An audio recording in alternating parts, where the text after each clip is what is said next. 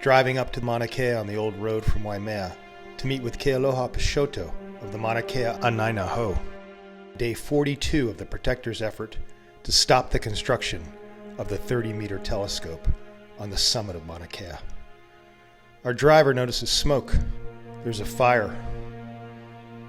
Turns out it's smoke from a WP, white phosphorus at the Puakaloa military base, used to create cover for the military exercise. We spot a Black Hawk just up the road from the Protector's campground and where we meet Kealoha.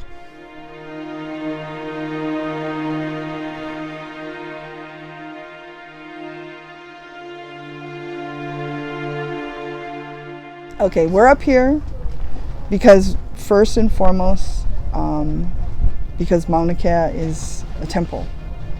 It's like a church, a mosque, a synagogue. It's not being treated like that by the state. It's being treated like a park, a secularized place. But Mauna Kea, since time immemorial, why it is sacred is because it is the burial ground of our most sacred ancestors. It is the origin place, meaning we believe that all of mankind descend from Mauna Kea. And it is the home of our Akua, creator, our gods and goddesses. And it is where creation, the zenith of creation, is marked there, and where all of creation unfolds from there, according to our chants of creation. So that's why it's so important, that's why it's sacred. But the controversy is that there is an impending threat to that sacredness, and that threat is that there is a big telescope that wants to be built. And of course everyone will say, well, there's already telescopes built. Of course there is, but there was a legal limit established way back in the 80s, and that limit was 13. That was 13 major telescopes, 11 major and 2 minor telescopes.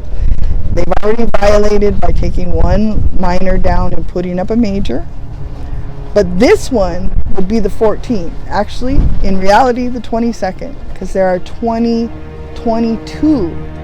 individual observing places, individual telescopes. It's easy you just go on Google, count the number, and you'll see that it's at least 22, plus the infrastructure. So the controversy is the state. We had gone through extended litigation, extended administrative hearings, and the Supreme Court of Hawaii ruled basically that their permit was good. And let me just say something about the Supreme Court. That Supreme Court decision was an awful decision. It was a decision that said, based upon, Justice Wilson has called it the degradation principle, which essentially means is the rape logic. It means if the woman was raped once, raping her multiple times won't matter because she won't be hurt. Now that logic in and of itself is illogical, violates the laws of sacred geometry and logic, rhetoric, right? But morally it should be rejected by all.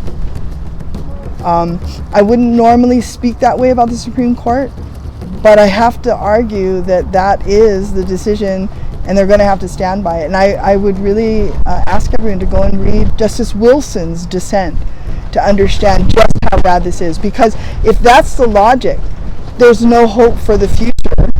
Just to be clear, the Supreme Court didn't order the construction of the TMT. They just said that their permit was good. 20 years ago, we began litigating against this other telescope known as the Keck NASA Outrigger Telescope Project. That was actually building 10 more telescopes around the 2 big Keck telescopes that are already up there. So it was being done by NASA, the Keck Foundation, but also the University of California and Caltech. Now, why this matters here is because it's the same people doing it here. TMT is being backed by the University of California. When I say the University of California, that means the entire UC system. Caltech, the private institution. And then also Gordon Moore and Betty Moore, his wife, who have a big foundation. They are the largest single investors here. They've invested more than some of the nations have invested. The other nations are Japan, China, and India. So these are the guys that are moving this big telescope.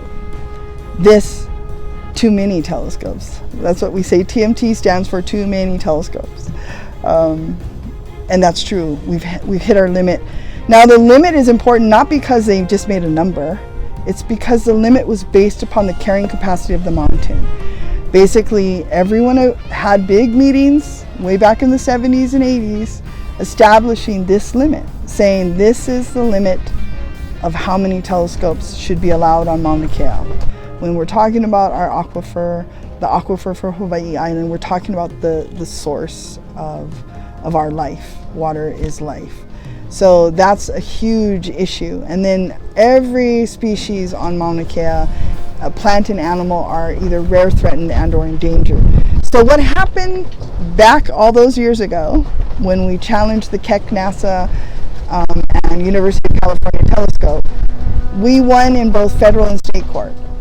And the important point here is that the federal environmental impact statement found that 30 years of astronomy development, now remember, that's 20 years ago, 30 years of astronomy development has resulted in adverse, significant, and substantial impact to the natural and cultural resources of Mauna Kea. That's on page 2 of the executive summary. That was key because they haven't done another federal EIS to overturn that, right? So they were just moving that one forward. But then they go into this argument that, yes, okay, it does have adverse, substantial, and significant impact, and adding the TMT will add more to that. But then back to the rape logic, right?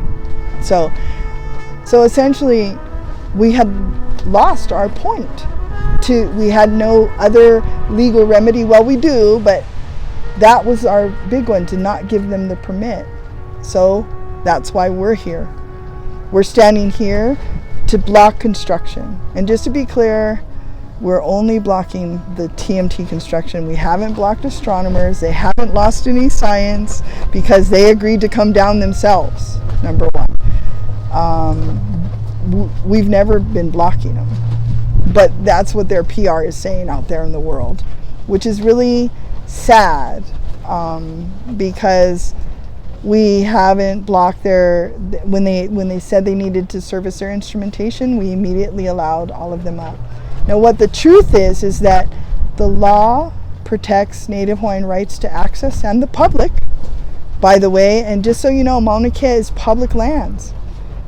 It's crown lands, and it's so-called ceded lands, but really it's kingdom lands. But even if it's under the state, it still has to be recognized as public lands. It's a conservation district, it's a historic district. All of those things are layers of protection that should never allow more development past that critical point. So the governor's come up with a plan to kind of say, well, we'll take some down.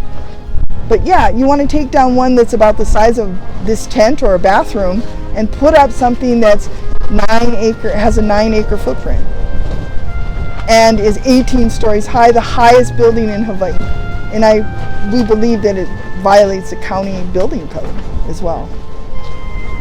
So that's why we're here. Another reason why we're here is because we've reached a point where we must stand for a higher truth and a higher way of being. And I think that's where the Kapu Aloha comes in.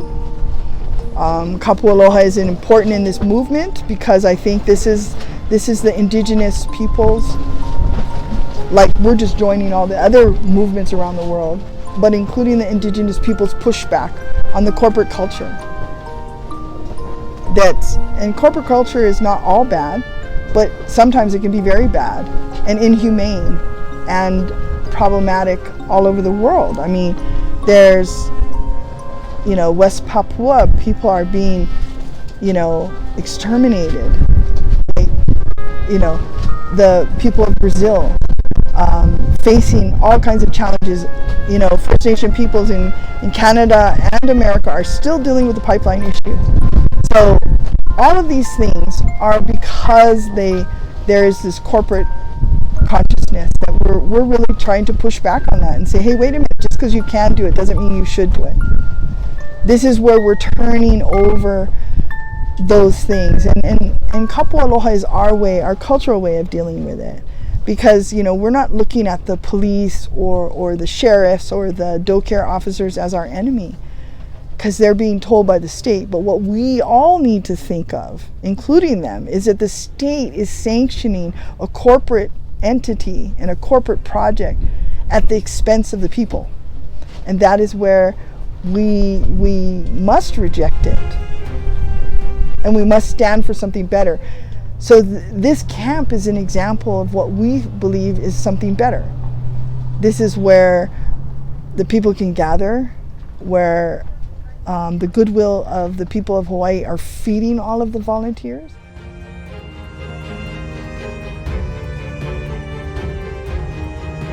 We were there, we were all there that day. It was one of the hardest days of my life to watch the kupuna be arrested, even though we know that the doe care officers tried their very best not to do it in an undignified way. Because it doesn't matter, where you're from in Hawaii, if you hurt elders, it's just not accepted by anybody.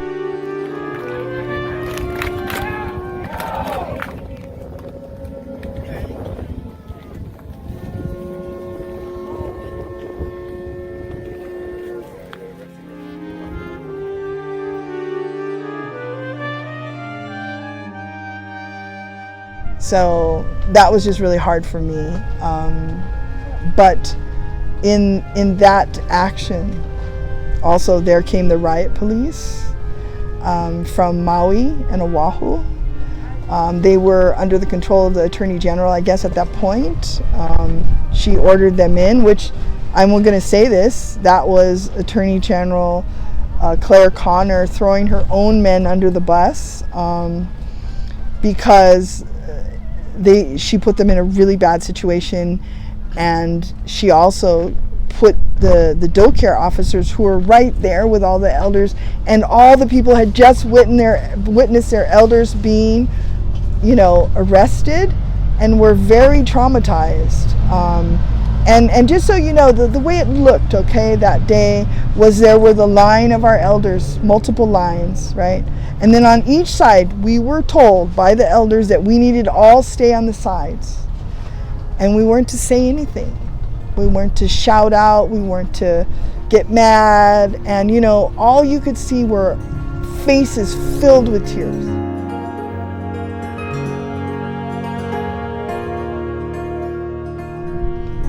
And that's what I'm remembering. I'm seeing it all in slow motion, because then I'm seeing all of the officers right here, on each side, rows of officers.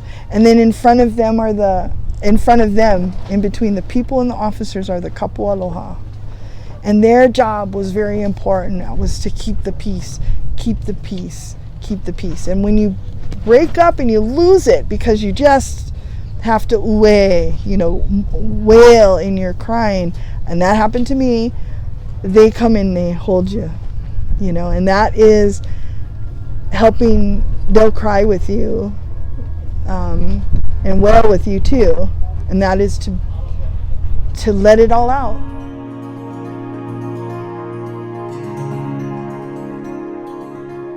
You must not come up there with riot gear, because that will bar people from their First Amendment rights, their free speech, because you're intimidating them.